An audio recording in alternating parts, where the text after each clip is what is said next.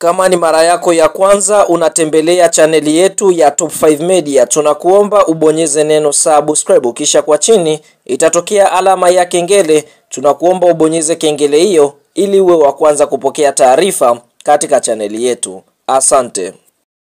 Mchezo mkubwa wa ligi ya mabingwa barani Afrika ambao tumetoka kutazama kutokea katika mji wa Bamako uliopo nchini Mali ni mtanange ambao umeikutanisha klabu ya soka ya Stade Malien wakiwa wenyeji, ambapo Stade Malien waliweza kuialika klabu ya soka ya Simba Sports Club kutokea katika nchi ya Tanzania, ukiwa ni mchezo wa mzunguko wa pili katika kundi D, hatua makundi ligi ya mabingwa barani Afrika. Fahamu mchezo huu umeweza kumalizika kwa klabu ya soka ya Simba kuweza kukubali kuchezea kichapo cha mabao 2-1 dhidi ya kocha ya timu ya soka ya Stade Malien, ambapo mchezo huu ulikuwa ni mchezo mgumu kweli kweli kwa upande wa klabu ya soka ya Simba Sports Club, na Stade Malien waliweza kuidhibiti klabu ya soka ya Simba ipasavyo. Fahamu tunashuhudia katika kipindi cha kwanza klabu ya soka ya Simba waliweza kuconcede ama kuruhusu mabao 2, ambapo tunashuhudia bao la kwanza la Stade Malien liweza kufungwa dakika ya 16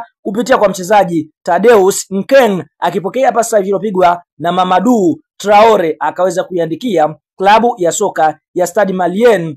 bao la kuongoza. Lakini kabla ya kwenda mapumziko, dakika 23 klabu ya soka ya Simba wakaweza kuruhusu bao la pili, ambapo bao hili tunaona limeweza kufungwa na Ismaila Simpara akipokea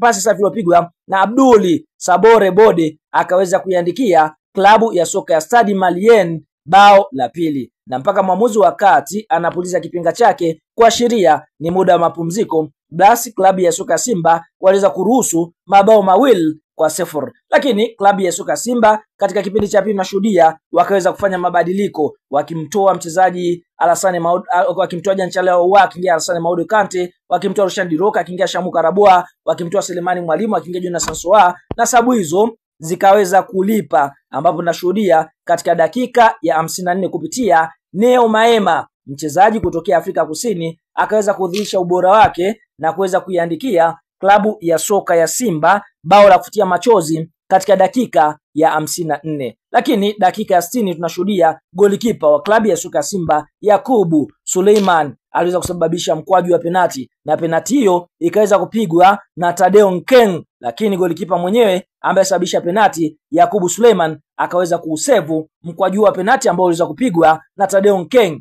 Kwa hiyo Simba wakashindwa kufungwa bao la tatu. Lakini kabla mpira kumalizika dakika 82, Alassane Maodo Kante ambaye alichukua nafasi ya Jean-Charles Ahoua aliweza kucheza rafu ya mwisho, na rafu hiyo ikaweza kumsababisha kupigwa kadi nyekundu, na mpaka mwamuzi wa kati anapuliza kipenga chake, basi Stade Malien wameweza kufanikiwa kuibuka na ushindi wa mabao 2-1 dhidi ya kocha timu ya soka ya Simba Sports Club. Kunako msimamo wa kundi D kwa sasa unavyoonyesha, klabu ambayo inaburuza mkia ni Simba mwenye alama 0, ambapo Simba amecheza michezo miwili akifungwa michezo yote na alama 0, lakini bado ana nafasi, kwa sababu ukiangalia Esperance kutokea Tunis wao wako nafasi ya 3 wana alama 2, Stade Malien kutokea nchini Mali wana alama 4 katika nafasi ya pili, na anayeongoza kundi ni Petro de Luanda mwenye alama 4. Mchezo unaofuatia ni mwezi Januari mwaka 2026, ambapo Simba atakwenda kucheza dhidi ya Esperance. Anahitaji kupata ushindi mchezo huo ili kuweza kusogea nafasi za juu kidogo, ili kujitengenezea mazingira mazuri ya kuweza kufuzu hatua inayofuatia michuano mikubwa ya ligi ya mabingwa barani Afrika.